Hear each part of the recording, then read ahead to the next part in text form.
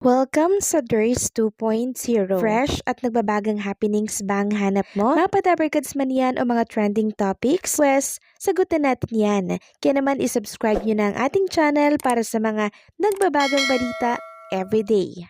So, ayun, welcome back again sa ating YouTube channel, mga kadabarkads. And for today's video, ang pag-uusapan natin ay tungkol sa mga pangyayari po sa loob at sa labas ng Itbulaga. Simulan natin dito sa online viewers ng Itbulaga kanina. So ito po ay during Sugod Bahay mga kapatid, and sa TVJ YouTube channel po merong 94K nanonood online po ito sa YouTube ha. And sa TV5 Philippines naman ay 26K ang nanonood. So marami po talaga ang nanonood dito sa main channel po ng Itbulaga TVJ YouTube channel. Pumalo halos ng 94K, halos mag-100 na din. And ang Sugod Bahay mga kapatid po ay nasa Barangay Poblasyon, Ibaba ang Ngono, Rizal. So ang ninang po na nag-perform kanina ay walang iba kundi si Dabarkads ninang Casey Bueno. So nag-alay siya ng dalawang kanta and ginulat niya nga po ang mga netizen, lalo na po ang nasa studio, yung mga studio audience. Kasi yung suot niya po palang dress kanina ay natatanggal. No? And pakatanggal nga po ni SQ Casey, isang SQ Casey na napaka-sexy ang bumungad po sa lahat. Akala nga po ng marami kung ano yung gagawin ni Casey Bueno kanina. Pero yun pala, change outfit lamang. And natatanggal po agad yung kanyang suot. So nagulat ng very light ang Team Studio. At ang prepare nga po na pangregalo po nitong si Casey Bueno ay yung watch. Ayan ang ganda po ng watch. And meron din pong cash. At ang ninang naman po bukas, araw ng Friday, ang nabunot po ni Tito Soto ay walang iba kundi si Atasha Mulak. So marami pong naghahanap kay Atasha Mulak ngayong araw kung nasaan daw ba itong si Atasha, ba't panay absent daw. Mas mabuti pang alisin na lamang daw si Atasha, no? Yan po ang mga comment ng ilang netizen dito po sa live chat ng Itbulaga. Grabe kayo kay Atasha ha. So si Atasha po ay meron lamang inaasikaso outside Itbulaga. Alam naman natin, 'di ba, na meron siyang mga programa outside Itbulaga at hindi lang EB ang kanyang tinatrabaho. Unlike ng iba dito sa Itbulaga, 'di ba? Kaya lagi po silang present. And eto pa po mga kadabarkads, may mahalagang announcement ang Tito Vic and Joey kanina dyan sa Itbulaga na dapat ay alam po ng lahat ng dabarkads. So ano bang announcement yan? So sa darating po kasing Sabado, ang The Kingdom ay magkakaroon ng conference. Ngayong Sabado yan mga kadabarkads. At ang team online pwede pong magtanong at maging ang mga studio audience. Yes po mga kadabarkads, no? Yan po ang ipapakita po ng Itbulaga sa Sabado. And yung mga behind the scene ipapakita din daw po ng Itbulaga sa Sabado. So exciting po itong pasabog announcement ng Tito Vic and Joey ha. Kasi makikita po natin yung mga behind the camera na ginagawa po nila Bossing Vic Soto at kasama po ang ibang mga artista sa naturang pelikula para po sa Metro Manila Film Festival. Samantalang isang Dabarkads Queen naman po ang humingi ng saklolo dito po sa ating lahat, maging sa mga Dabarkads. So ito po kasing si Queen Amber ay ginawan po ng fake account nang hindi ko kilala kung sino.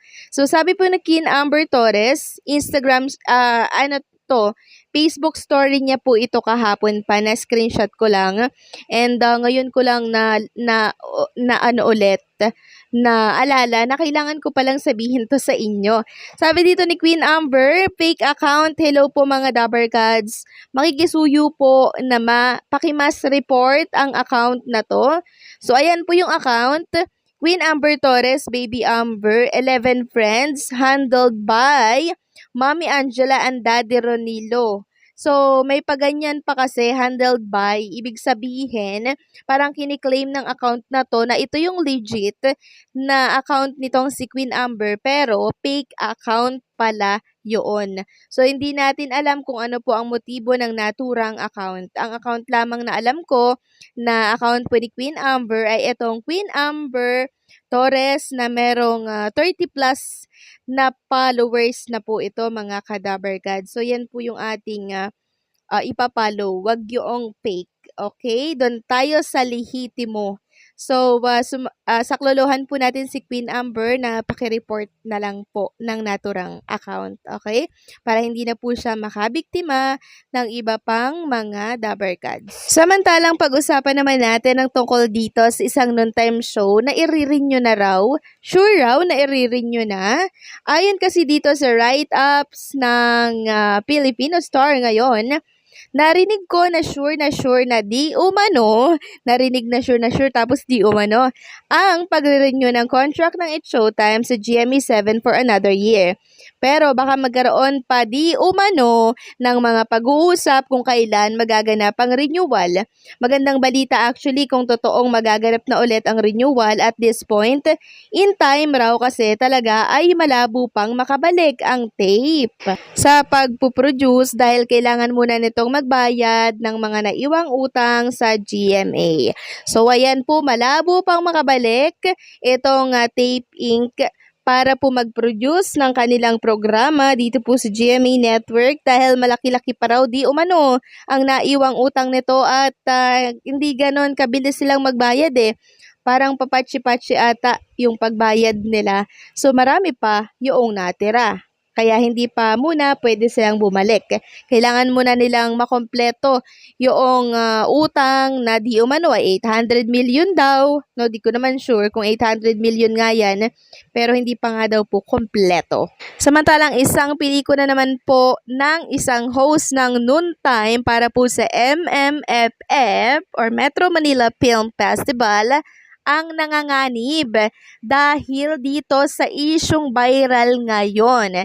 So, wala ang tinutukoy natin na pelikula ay itong pinagbibidahan po ni Vice Ganda. No, yung The Breadwinner Is na kung saan kasama po nila dito itong si Anthony Jennings and itong si Maris Racal na parehas may issue ngayon. So, meron ako nababasa sa Twitter or sa X na ilang mga netizen na hinihikayat na i-boycott itong The Breadwinner Is nitong si Vice Ganda. So, meron namang mga nagsasabi na hindi dapat idamay ang pelikula po nitong si Vice Ganda kung saan ay kasama itong magka-love team na may issue ngayon dahil ang kawawa daw po ay yung producer ng naturang pelikula na siyang agree naman ako doon. 'Di ba? Wala naman kasing alam yung mga taong involved nandirito sa pelikulang ito dahil dalawa lamang yung kasama sa issue pero wag naman sanang i-boycott, 'di ba? Kasi kawawa naman yung producer, yun po ang kawawa at hindi po itong artista na dawit sa issue. So kayo po ba mga Kadabar Gods, agree ba kayo na i-boycott itong pelikula ni Vice Ganda para po sa Metro Manila Film Festival? Or hindi. So, comment down below. So, ano po ang masasabi ninyo dito mga Kadabar Gods? Hanggang dito na lamang po ang ating comment at maraming salamat po sa patuloy na pagsubaybay at pagsuporta sa DIRS 2.0.